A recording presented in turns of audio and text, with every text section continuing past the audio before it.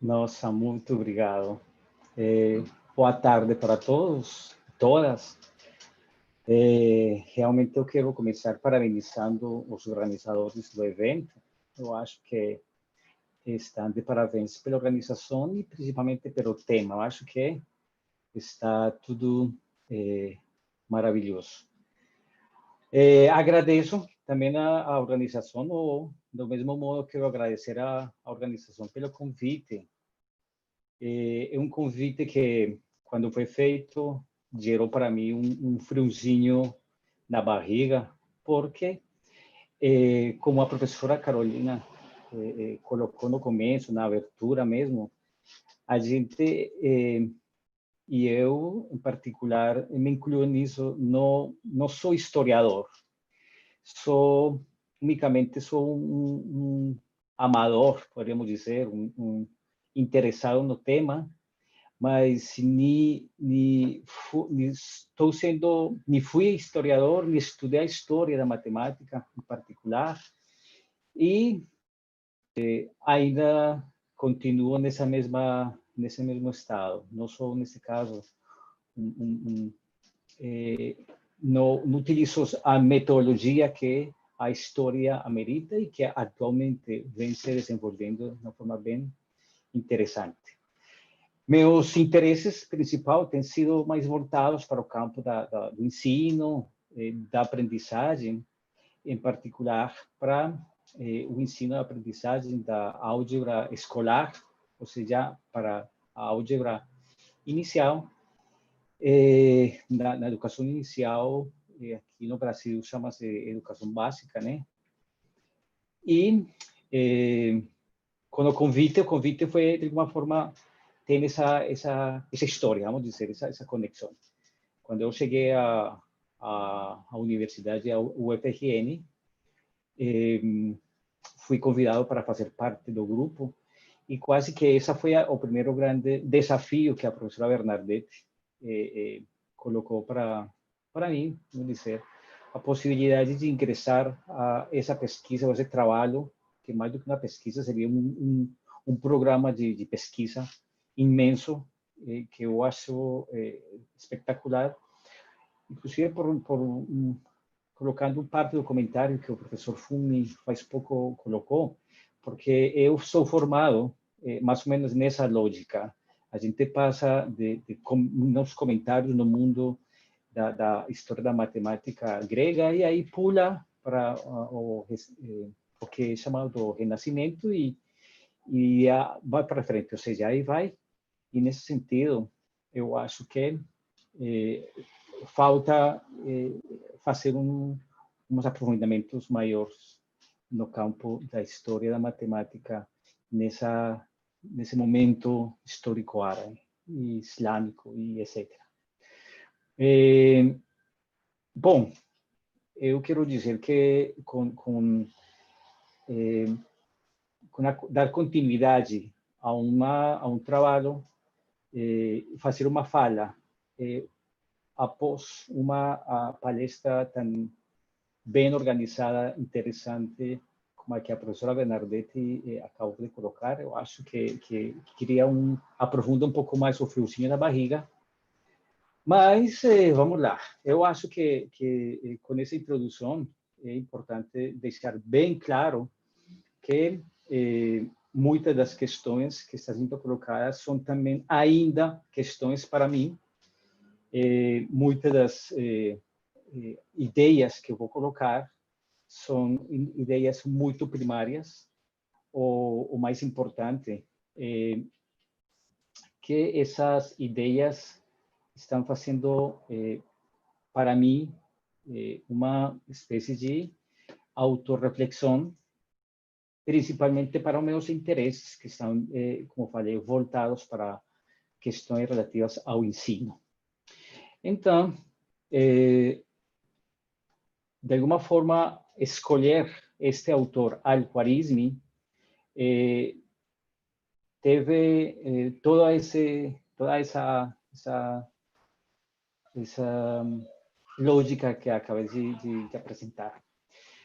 De alguma forma, eu vou colocar aqui de antemão, ou seja, as devidas desculpas por duas questões. A primeira, porque eu sei que, ao não ser o pesquisador, como a professora colocou no final, não sou o pesquisador de peso na história da matemática, acho que alguns elementos, aspectos não iriam ser bem tratados como deveria ser, como a historiografia atual amerita, chama.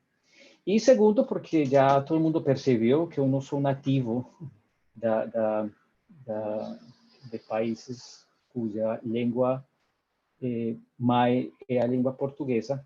Eu sou colombiano e aí talvez as palavras que eu conseguir usar não iriam ser as melhores para poder contar um pouquinho o que eu estou querendo contar aqui com esse início de aprofundar no trabalho de Al-Khwarizmi. Então, também peço as devidas desculpas pelo maltrato desta tecnologia maravilhosa chamada português. Ok. Dito isso, acho que vou passar agora a fazer em que consiste ou como vou dividir minha apresentação. Meu nome é Fabian Posada Balvin. Sou professor do Departamento de Matemática, já faz 4 anos, faz pouco, da Universidade Federal do Rio Grande do Norte. E vou fazer uma apresentação que eu coloquei em 3 momentos. Esses 3 momentos, assim, grosso modo, seria para trazer algumas das ideias que a professora já colocou de uma forma bem mais abrangente e de forma mais grossa, ampla. Eu vou tentar, a partir de alguns desses aspectos que ela colocou, tentar localizar um pouco o contexto biográfico do personagem, conhecido como Al-Khwarizmi. Posteriormente, eu vou me referir à produção, a produção acadêmica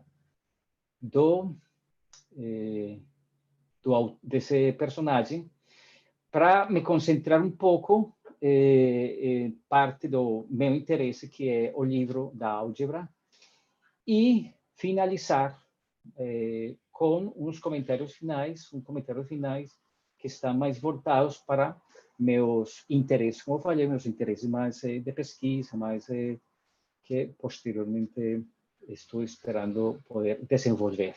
Inclusive, acho que muitas dos comentários, inclusive o friozinho da barriga tem um sentido, e os comentários iriam ajudar um pouco a afinar, a melhorar alguns dos aspectos que estou interessado em continuar estudando.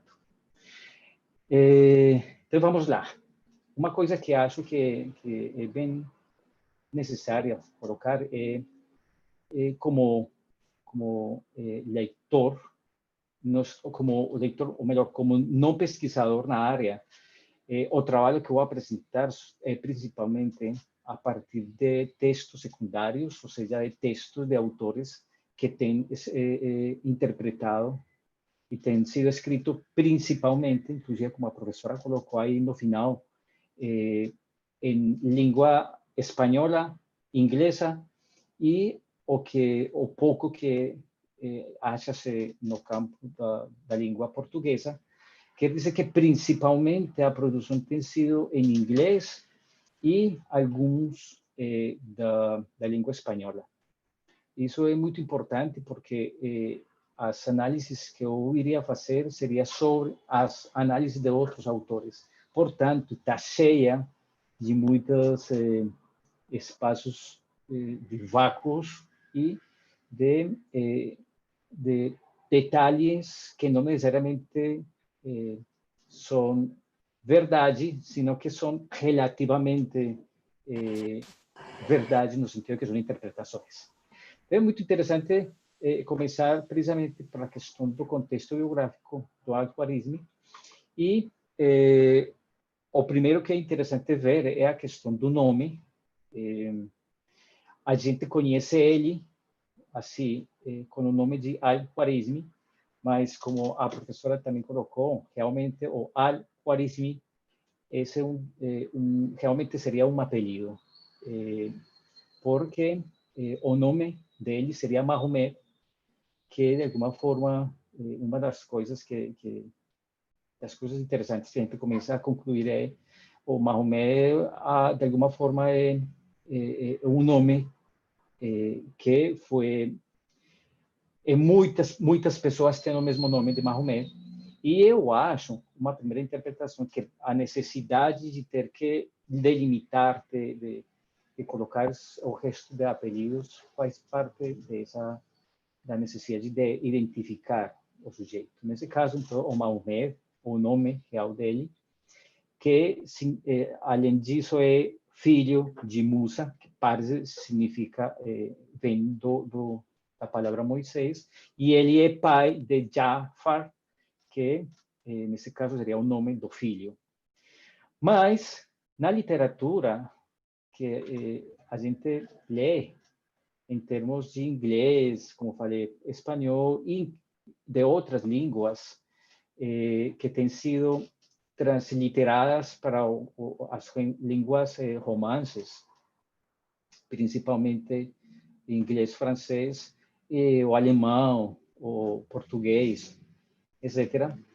A gente encontra assim diferentes textos escritos de diferentes formas. A grande maioria delas, elas respondem principalmente a questões de sonoridade, tipo a forma como melhor poderia soar na língua para a qual está sendo traduzido. Nesse sentido, às vezes a gente pode confundir que seja outra personagem, porque de alguma forma está sendo lido em outra língua. Além dessa questão da transliteração, que depende muito da língua para a qual é traduzido, esse termo ou esse apelido de Al-Khwarizmi é um indicador da procedência do lugar de nascimento de nosso personagem, que nesse caso é colocado como a região de Al-Khwarizm, mais ou menos aqui no mapa, aparece os mapas, de alguma forma, são parecidos, ou alguns deles, aqueles que a professora colocou. Eu acho que já é um pouco mais tranquilo a gente delimitar a partir dessa o vasto território que foi conquistado pelo Islã, pelos Exército Islâmico, e como ele, de alguma forma, pela a extensão, também foi dividido por regiões, e aqui aparece a região do Khwarazm, que está delimitado assim nesse cor de cor rosa. Essa cor rosa seria, neste caso, neste mapa, a região, uma região, grande região, e os autores, em termos gerais, assim, coincidem que parece que na cidade, uma cidade ou uma região que aparece aqui, Urgench, seria o lugar do nascimento de Al-Khwarizmi. Assim, com a divisão nova, assim, atualizada, divisão política, ela faz parte de Uzbequistão, que é uma cidade que está bem próxima desse outro país, Turquemenistão. É uma região, é uma cidade que, pelo que eu estou entendendo, fez parte da Rota da Seda, que comunicava a região chinesa com a Ásia Central e a Europa. Em particular, essa discussão do nascimento do Al-Khwarizmi, alguns autores colocam que continua sendo para ser discutida, porque não há uma certeza de o lugar exato. Inclusive, encontrei em alguns textos que talvez o Al-Khwarizmi mesmo não era de essa região, sino unicamente a família deles, os pais, mas que ele poderia ter nascido em outras regiões. Inclusive, vi em algum que falava que talvez ele nasceu diretamente em Bagdá. Mas, assim, em termos gerais, a maioria dos autores que coincidem com esse lugar de nascimento. Há uma cidade que diz que é próxima da Urgués, que é Ogiva. Alguns dos textos, inclusive, quando a gente procura mesmo na internet, colocam o Ogiva, como o lugar que acolheu o Al-Khwarizmi por ser próximo desta cidade e é promocionada, primeiro, promocionada turisticamente pela arquitetura. Dizem que, de alguma forma, uma viagem para esse lugar é necessária uma visita. Fazer uma viagem para essa região é necessária uma visita para Kiva, para Jiva, por sua arquitetura, pelo contexto histórico que ele mantém, e porque aí aparece um monumento, uma estátua, um busto para Al-Khwarizmi. Eu ainda não fui, ou seja, continua sendo um de meus desejos, a possibilidade de ir a essa região e eventualmente visitar. Mas já vi algumas fotos de colegas que conseguiram ir. Então, acho que isso daria uma forma de argumentar que efetivamente Al-Khwarizmi é dessa região. Ok, outra discussão que encontra-se na literatura é relativa ao período de vida. É uma discussão que acho que é menos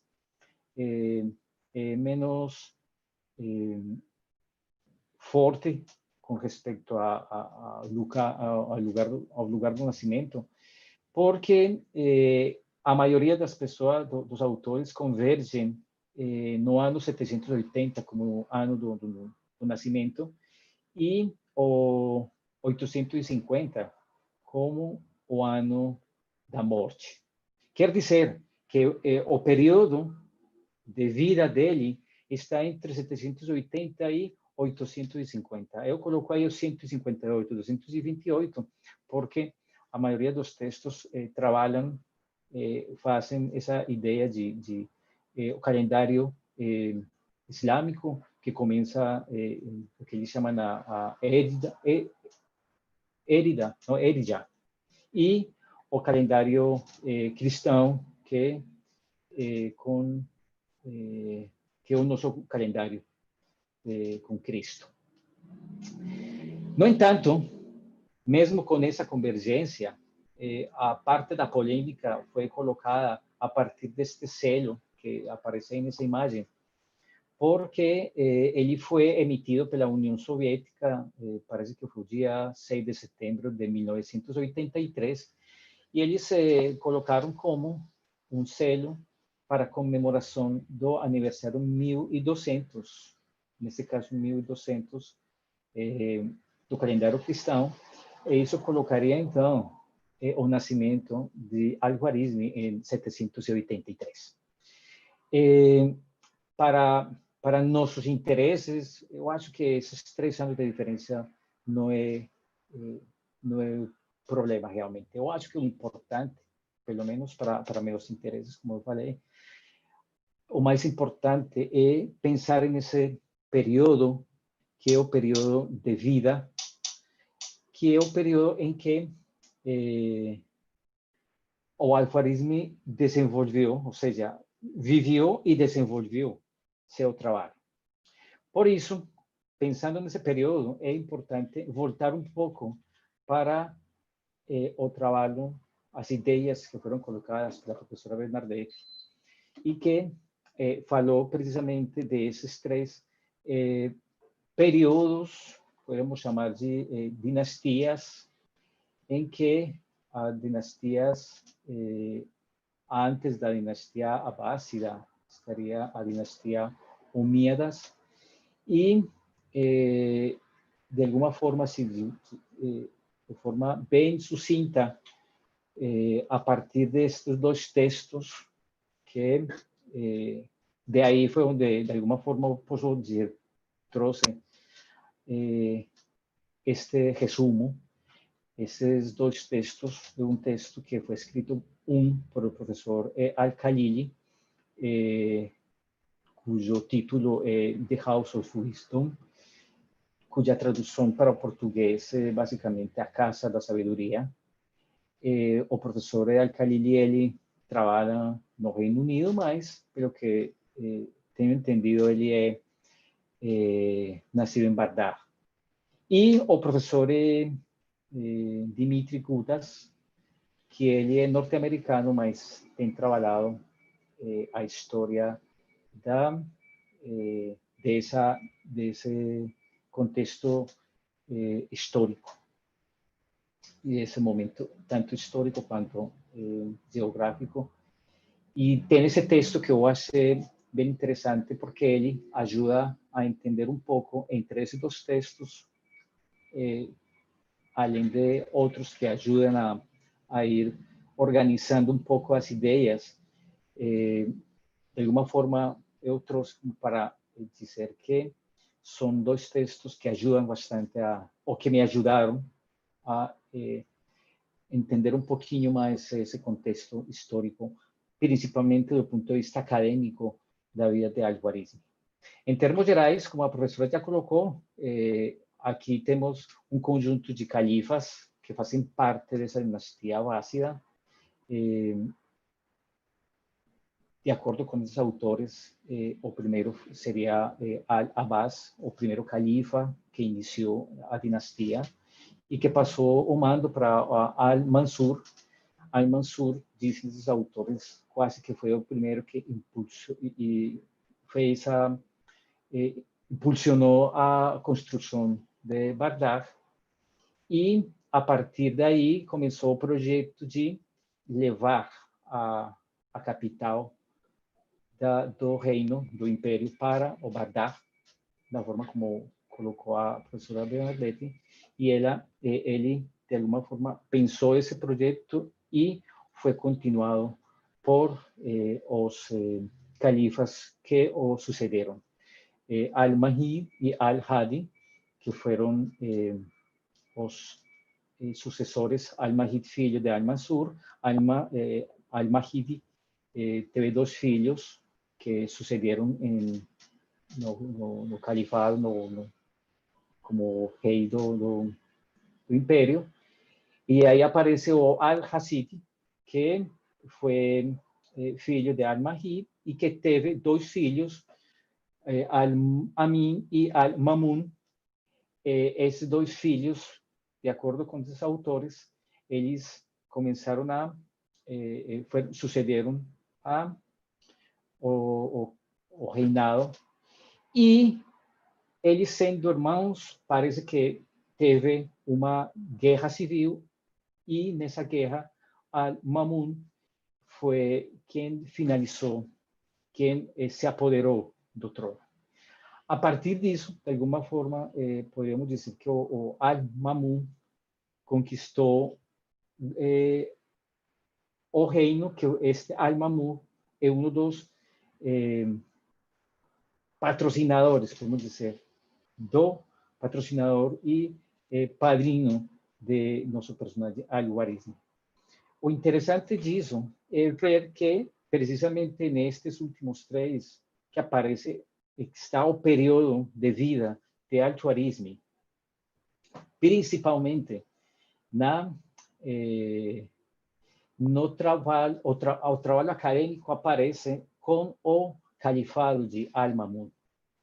Tem alguns autores, por exemplo, que colocam, nesse caso, a Al-Mamun como principal patrocinador do trabalho de Al-Khwarizmi, precisamente porque há uma conexão também regional. Parece que antes da toma do poder, ele era quem ministrava a região de Khwarezm.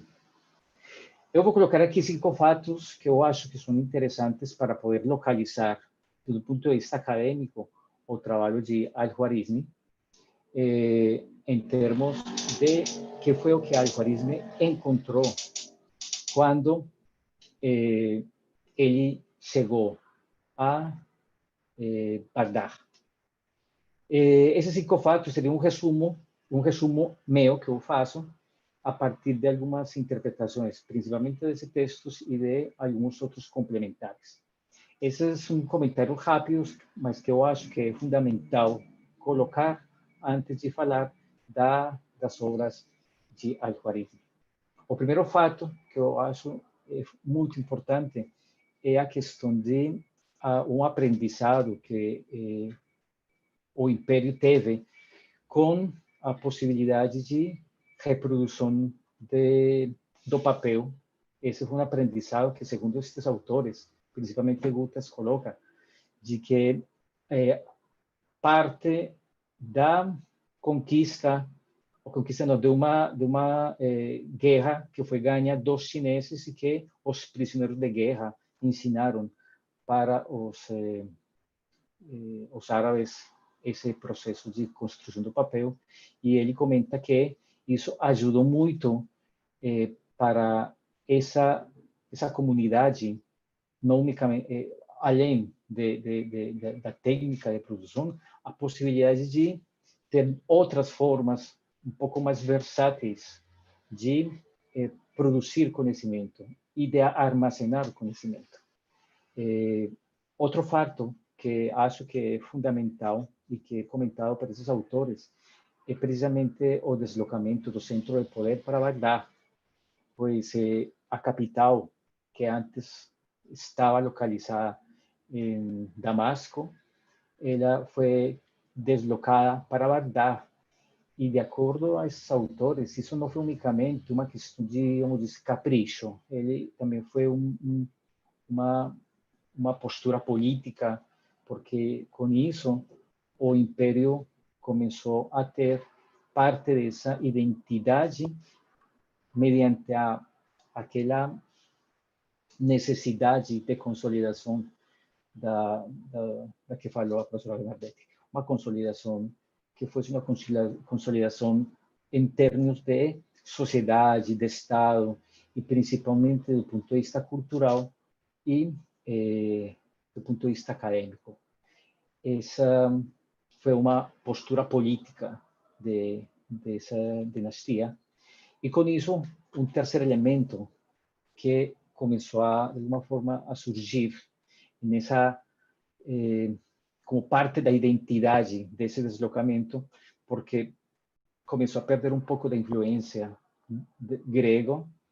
E um fato bem importante é esse deslocamento cria uma necessidade para a língua árabe começar a se constituir como a língua oficial. Dessa forma, vamos dizer, essa cidade e essa região começou a ser prolífera, começou a ter um caráter cosmopolita, com um grau de importância do ponto de vista econômico, do ponto de vista acadêmico, do ponto de vista cultural, que conseguiu atrair muitas pessoas, assim, tipo o sono de Bagdá, chegar à capital, em que estava cheia de oportunidades.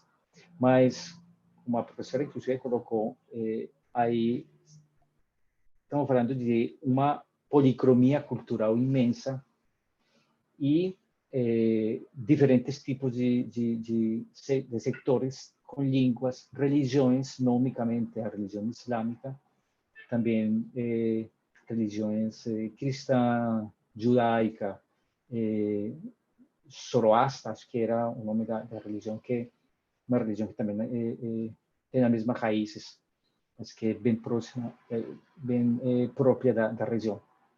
Essa policromia cultural da região, que começou a se concentrar em Bagdá, é muito atraente, é bastante atraente.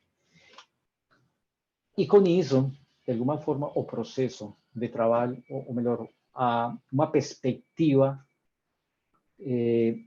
bastante importante do ponto de vista acadêmico, que inclusive comentam esses dois autores, tanto Gutas quanto Al-Khalili e outros, que esses espaços chamados Casa da Sabedoria, ou Bab al-Hikmah, essas casas da sabedoria, elas, em um começo, eram simplesmente uns repositórios de documentos, e eles foram se constituindo, além de repositórios, passaram a ser lugares de consulta dos mesmos califas, e que normalmente funcionavam, inclusive, nos palácios reais, onde apareceu o centro de poder.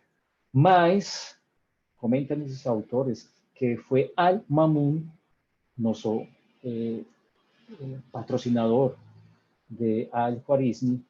Esse califa tinha uma visão em termos acadêmicos muito forte, principalmente muito interessado em questões relativas à astronomia, e ele, quando tomou o poder, foi um dos que impulsionou e consolidou fortemente essa Casa da Sabedoria em Bagdá.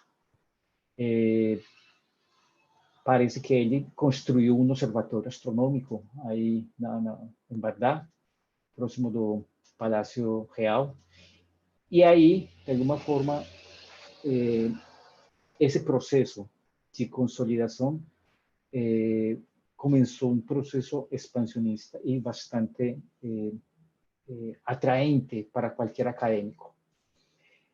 Finalmente, um fato que eu acho que é fundamental colocar é o processo de tradução das obras, que não iniciou, que não foi unicamente dessa Casa da Sabedoria, começou bem antes, como a professora colocou, essa ideia de tradução das obras clássicas é um aspecto transversal para essa dinastia abássida, mas na Casa da Sabedoria consolidada no período de Al-Mamun, parece que teve uma aceleração forte, e esse conjunto de obras clássicas, que eram obras gregas, indianas, persas, inclusive, não sei se chinesas, mas pelo menos da Grécia, indianas e persas,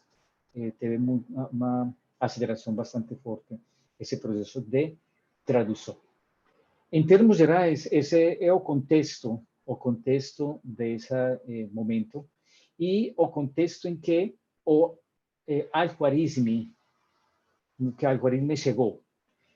Isso quer dizer que Al-Khwarizmi, se ele é daquela região que eu mostrei previamente, ele é um imigrante, e sendo imigrante que chegou ao Bagdá, há alguns aspectos que é muito interessante, inclusive que este autor, Aydin Sadili, ele faz uma discussão que eu acho assim muito bacana em termos de as contribuições de Al-Khwarizmi e de Abi Turki, que outra colega, e vai falar dele posteriormente, mas que são contemporâneos e que, de alguma forma, esse autor, Saili, ele fala de uma certa proximidade com Al-Khwarizmi, primeiro por Al-Mamun ser previamente o o administrador de esa región de Khwarezmi.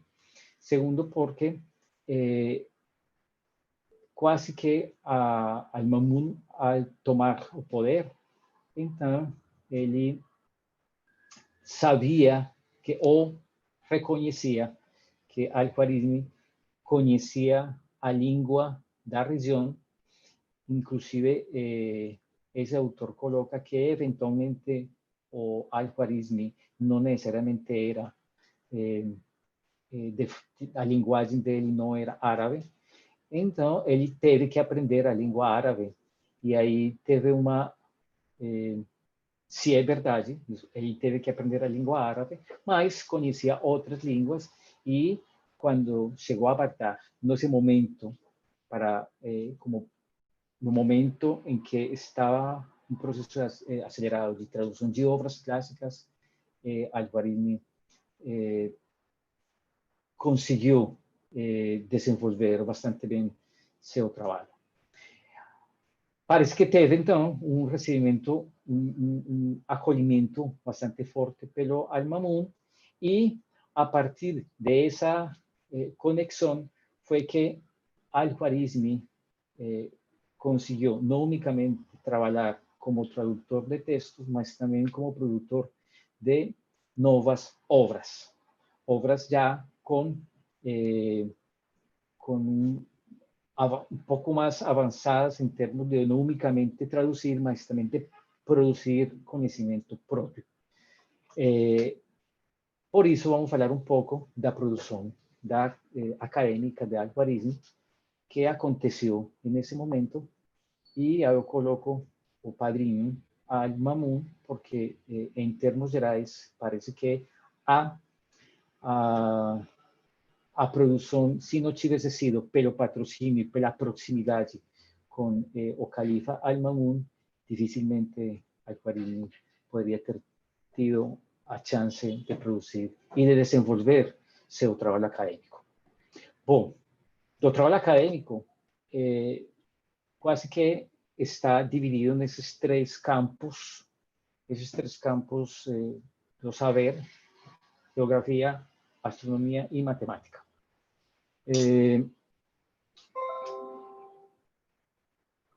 Desses três trabalhos, ou desses três campos, fala em um artigo do professor Luis Puig, da Universidade de Valência, Espanha. Ele escreveu 2 artigos que publicou na revista Soma. Ele coloca aí, um deles foi unicamente para falar dos livros de Al-Khwarizmi, daí que eu trago, essa é a fonte que eu trago, porque ele coloca aqueles livros e faz algumas discussões em torno dos livros, das produções em livros de Al-Khwarizmi. O professor Puig lista a maioria dos livros. Aqui eu coloco nesse quadro os livros que parece que o autor Al-Khwarizmi produziu, e uma tradução livre do espanhol, porque a tradução de Luis Puig, o artigo de Luis Puig é em espanhol, e ele faz a tradução para o espanhol. Aí eu faço uma tradução livre do espanhol para o português. Estes são o listado de livros. Aqui aparece, continua o listado. E eu vou, assim, rapidamente, só me concentrar em estes 3 últimos livros, que, a partir dos comentários do professor Luis Puig, em esses 3 livros, principalmente porque quase que, a partir dos comentários que faz o professor, o Luis Puig, quase que são os 3 livros mais importantes em termos de conhecimento produzido por o professor, por Al-Khwarizmi. Vamos lá. O primeiro livro, o livro da configuração da Terra, de acordo com Luis Puig, é um livro que poderíamos colocar ele em termos do conhecimento da geografia e da astronomia. Nesse livro, o professor Puig coloca, traz, por exemplo, estas duas figuras em que mostra que, de alguma maneira, há uma melhora substancial. Esses são mapas da Terra no momento, e há uma transformação do mapa anterior a ele e o mapa que ele conseguiu produzir. E um dos comentários que eu acho que é importante é que é uma prova, mais ou menos um argumento para mostrar como o processo de apropriação deste livro de Almagesti, neste caso traduzido para o latino Almagesto, de Cláudio Ptolomeu, e que ele coloca assim comentários de que quase que é uma prova da boa leitura dos comentários que faz e, eventualmente, alguns aspectos que dão um avanço às ideias do Almagesto, que, palavras assim, de forma geral, podemos dizer que é o grande, o imenso texto de Cláudio Ptolomeu. O segundo livro é este texto, que é uma tradução livre, poderíamos dizer que é o livro do cálculo com números indianos. Este é um livro que parece que não se consegue de forma original. Isso, de alguma forma, entendi do artigo de Elis Puig, mas há parece que é uma autor, Andrea Lart, na internet a gente consegue esse texto, ainda não comprei, mas proximamente irei comprar, que publica esse texto e que parece ser uma tradução do livro do cálculo com números indianos, e de alguma forma seria uma contribuição, uma das grandes contribuições de Al-Khwarizmi para a matemática, porque mostra uma leitura, interpretação e dá alguns avanços do texto de Brahmagupta, que é um matemático indiano. Nesse texto, parece, como falei, ainda não comprei, porque de fato é um texto que está escrito em francês, e parece que ele aí, nesse texto, mostra algumas das produções deste trabalho de Brahmagupta, e onde é criado, trabalhado os números que a gente conhece atualmente, e que, por isso, são chamados de números indo-arábicos, e de alguma forma foi uma das grandes contribuições de Al-Khwarizmi, primeiro a tradução e a aprender a usar essa nova tecnologia, ou seja, a tecnologia do sistema de numeração, em que o zero, por exemplo, era um dos números importantes e que antes não se conhecia. E, finalmente, o terceiro livro, que aqui a gente vai ficar mais um pouquinho, esse livro que é o livro o mais, vamos dizer, o mais importante para nós e principalmente para mim, no sentido de que meus interesses estão precisamente no campo do ensino da álgebra. Então, este é o texto que poderíamos traduzir, ou que tem sido traduzido de forma livre para o português como o livro de cálculo por comparação e redução, que seria o Álgebra a Wal-Mukabala. Esse livro, de acordo com vários autores, diz que existem dois originais. Esses dois originais, um aparece na Universidade de Oxford, outra está no Afeganistão. Desse, há uma primeira tradução que foi realizada para o latim, como a professora Bernadette colocou, o livro naquela região da Andaluzia, que se consolidou como um lugar de traduções. Foi traduzido pelo inglês Roberto de Chester para o latim, e posteriormente, mais ou menos na mesma época, de forma bem contemporânea, para o italiano Gerardo de Cremona, mais ou menos ano 1145 aproximadamente. Há uma tradução um pouco mais recente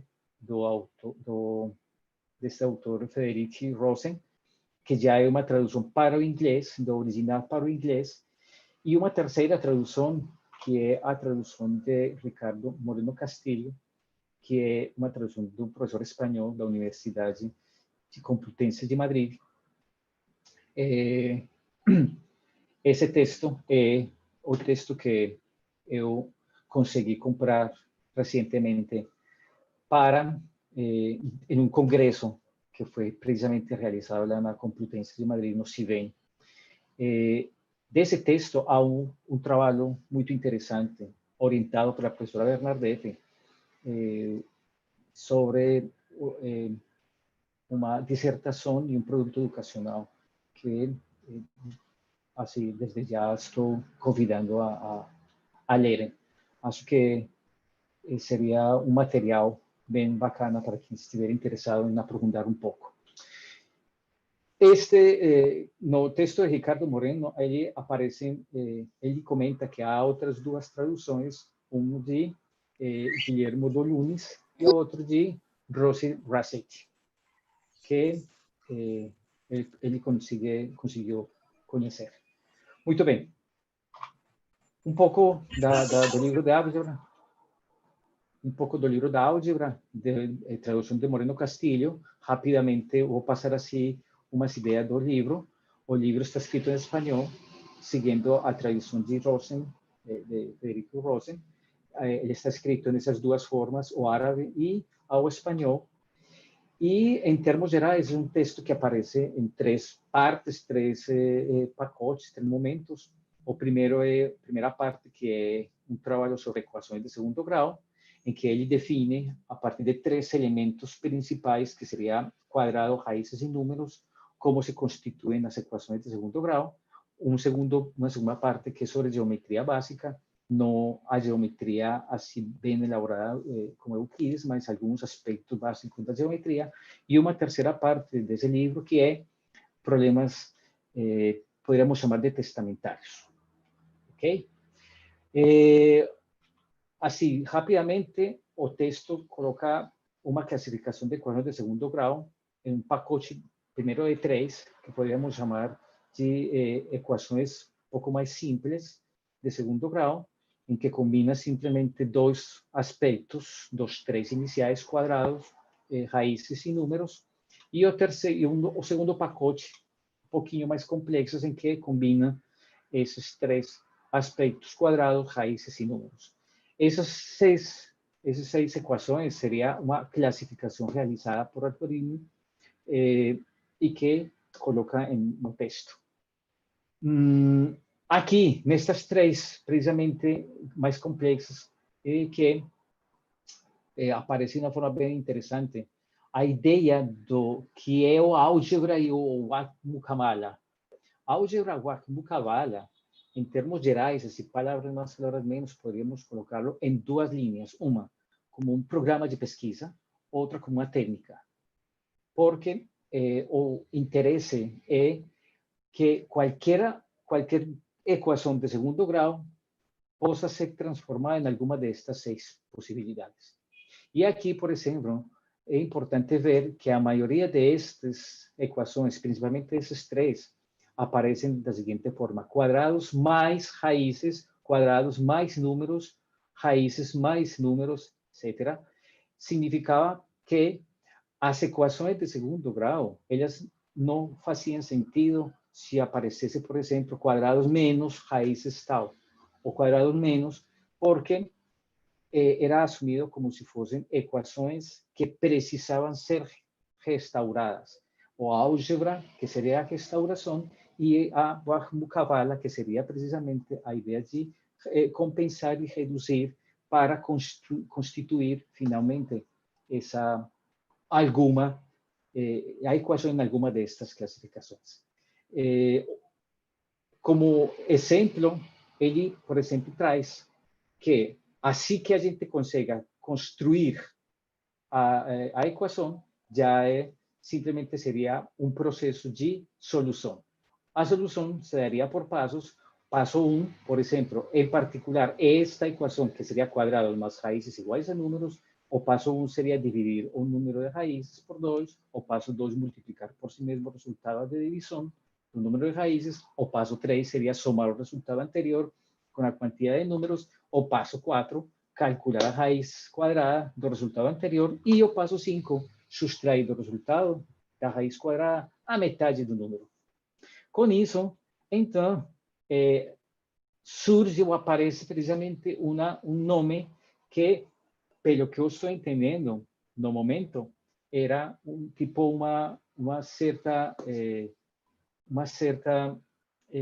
introdução de uma forma de agir para resolver problemas que antes existiam outras formas, mas aqui aparece o termo de algoritmo, que seria uma transliteração o nome de algoritmo, e por isso o algoritmo, dizem alguns autores, o princípio da computação, porque dá o passo a passo para obter o resultado. No nosso caso, a solução da equação de segundo grau, e no caso do livro sobre cálculo de números indianos, para operar com esses números. Então, o algoritmo, segundo estou entendendo, era uma forma de se referir ao procedimento como o algoritmo operava e obtinha os resultados. Então, o algoritmo, neste caso, o algoritmo, que é uma transliteração do nome dele, e que imortalizou ele de alguma forma, não é outra coisa mais do que esse conjunto de passos para obter o resultado. Aí a pergunta é, bom, funciona? Ele traz logo no livro, traz um exemplo. Exemplo, vamos supor, tem um quadrado mais 10 raízes igual a 39, e esse é o exemplo que é do livro. Seria basicamente seguir o passo a passo. O passo a passo seria esse: dividir o número de raízes por 2, multiplicar o mesmo número resultado da divisão do número de raízes, daria 25. O passo 3 seria somar o resultado anterior com a quantidade de números, seria 64. Passo 4, raiz quadrada desse número. E o passo 5 seria fazer essa subtração. A pergunta é, como eu sei que funciona? O livro traz, então, precisamente a questão de como argumento que efetivamente esse algoritmo funciona, e a prova é uma prova geométrica. O princípio da prova é precisamente os elementos que ele coloca como elementos pilares da equação de segundo grau. Primeiro elemento pilar seria, neste caso, o quadrado.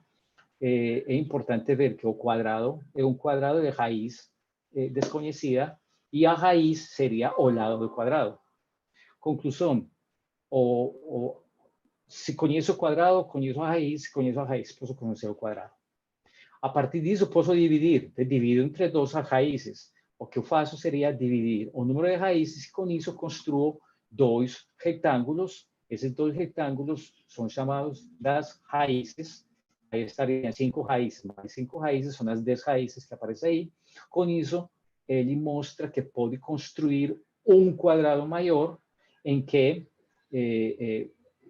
vamos dizer, esta soma, como aparece aqui neste elemento, teríamos 5 raízes, mais 5 raízes de raízes, mais o quadrado. De acordo com a equação, isso teria que dar 39. Quer dizer que esta figura dá como resultado 39, e se a gente acrescenta esse quadrado, que seria 25, teríamos um novo quadrado, que é possível, que seria 25 mais 39, 64, 64, e a raiz seria 8. Esse 8, se o lado deste quadrado 25 é 5, e a gente não conhece o lado deste retângulo, seria 8 menos 5, o resultado seria 5, e essa seria a prova. Conclusão: essa seria o algoritmo e a prova. Muito bem. Dizem que, de alguma forma, este é pedaço do texto na introdução do nosso livro, que está escrito em espanhol e que a tradução livre para o português seria essa. E alguns autores dizem que essa forma de ele produzir os textos, em particular o livro da álgebra dele, é texto que é mais próximo a uma matemática aplicada, uma matemática para uso, uma matemática que seja uma ferramenta para você resolver problemas. Alguns fazem uma análise do texto dizendo que ele não é uma matemática pura ou que implique as condições da matemática que a gente conhece atualmente como pura, é simplesmente, como aparece aí, livro que serve para qualquer que precise resolver algum desses problemas, que seria problemas de necessidades básicas, heranças, testamentos, negócios, etc., etc. Alguns chamam de que o texto tem mais caráter didático para ensinar como operar com essas equações. Conclusão, já com isso eu faço meu comentário final, comentário rápido, que esse comentário seria simples. Vamos dizer, comentário que já é para meu interesse acadêmico, eu trago uma figurinha. Essa figurinha, eu acho que se tem colombianos, falaram aqui que tinha colombianos, imediatamente iriam reconhecer, porque esta figurinha é da capa do livro de álgebra que eu tive que estudar quando estava no ensino fundamental. E o interessante é que esse livro, que tenta mostrar uma figura de algoritmo com o nome de algoritmo, aparecem aí os termos álgebra e álgebra-cabala, aí lado o algoritmo. É texto que é engraçado porque eu vim entender, ou melhor, vim a saber que o autor desse texto é cubano, se chama Aurelio Baldor. E o que eu queria comentar com ele é que quando eu quando estudei na escola, que foi com esse texto, texto que de alguma forma traz, mais ou menos minha interpretação é assim, traz uma certa tradução literal, não literal, próxima da forma em como o texto de álgebra de algoritmo coloca. E é basicamente técnica, a partir da técnica, problemas, ele chama inclusive no texto miscelânea de problemas, e já com isso a gente sabe que aprendeu álgebra. Com isso, eu quero finalizar porque eu quero fazer uma pergunta só provocadora, porque estamos falando de texto de mais ou menos 1200 anos, o de algoritmo original, e posterior a ele, 1200 anos depois, o texto de Aurelio Baldor, e que de alguma forma coloca como ensino da álgebra de uma forma muito parecida, mas o mesmo algoritmo que foi quem coloca a possibilidade do algoritmo, traz uma dificuldade para o ensino da álgebra, pensando nessa questão da computação, por exemplo, porque já se a gente consegue o algoritmo para resolver o problema, às vezes fica para mim a questão de se a gente já consegue resolver as equações só com o algoritmo que o computador consegue fazer. Então, a pergunta que eu acho que seria muito interessante, que eu estou interessado em começar a pensar um pouco, é precisamente que tipo de álgebra deveria ser ensinado na escola básica dos dias atuais. Será que é a mesma de algoritmo ou a mesma com que eu fui formado na escola de Aurelio Baldor? Porque eu acho, e ainda encontro muitas escolas que fazem mais ou menos a mesma situação. Conclusão, essa era minha consideração final, mais provocadora. Eu queria deixar aí, e muito obrigado pela atenção. Eu acho que passei um pouquinho, e a paciência de me escutar com este sotaque portunholado. Muito obrigado, gente.